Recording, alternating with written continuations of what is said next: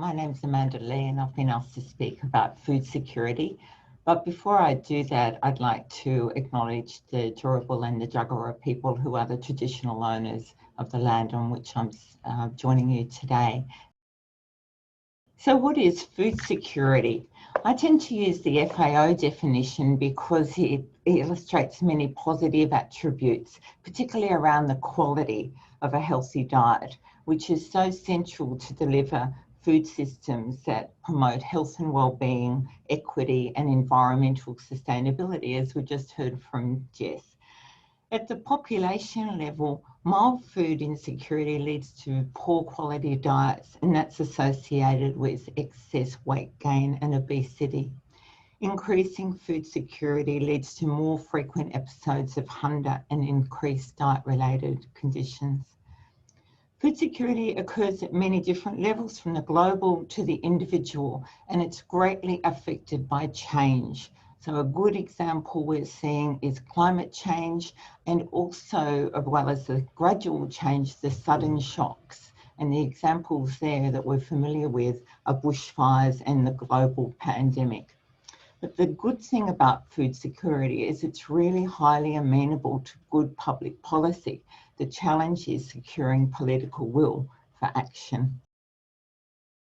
So who suffers from food insecurity? Over the last 10 years, estimates of food insecurity in Australia have ranged from 5 to 36%. And they're much higher in some settings and amongst particular population groups. But a real challenge in this area is the diversity of ways in which food security is measured. For example, in the National Health Survey, just one question is asked about household running out of food in the last 12 months. The good news is that there's work underway to incorporate a more comprehensive validated tool in future surveys. Many groups are vulnerable to food security, and particularly these days in the global pandemic, we're seeing problems amongst young adults, with 65% of 18 to 25-year-olds running out of food over at least a week.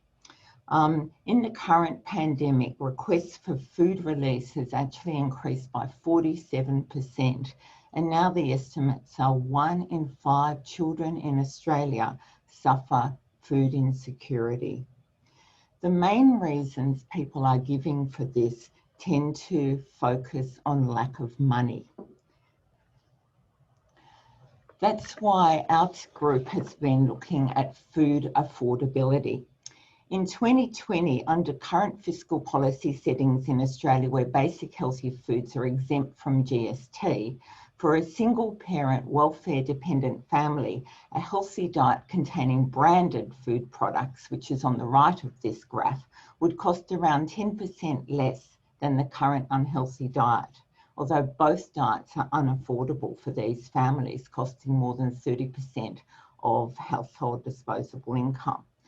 So this suggests that factors other than price, such as convenience and poor food environments with their ubiquitous availability and advertising of unhealthy choices, help drive poor diets. However, when our wonderful PhD student Merrin looked at the effect of common coping strategies for low-income families, that is buying cheaper generic or own brand products when possible, she found that healthy diets actually became less affordable than current unhealthy diets. And this is really important because it can help to explain why food security and diet quality are much lower in low-income groups. And importantly, these data really highlight the dominant role that poverty plays in food security these days.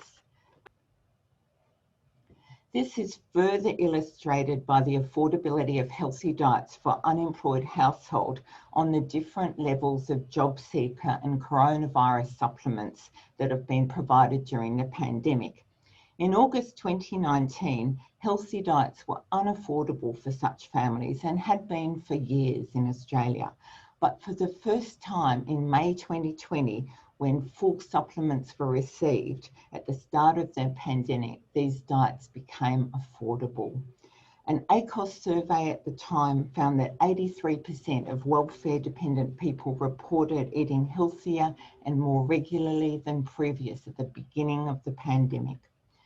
The problem is that this was short-lived as supplements decreased, and with the recently announced ongoing increase of only $25 per week in job seeker payments, healthy diets are again unaffordable for the most vulnerable Australians.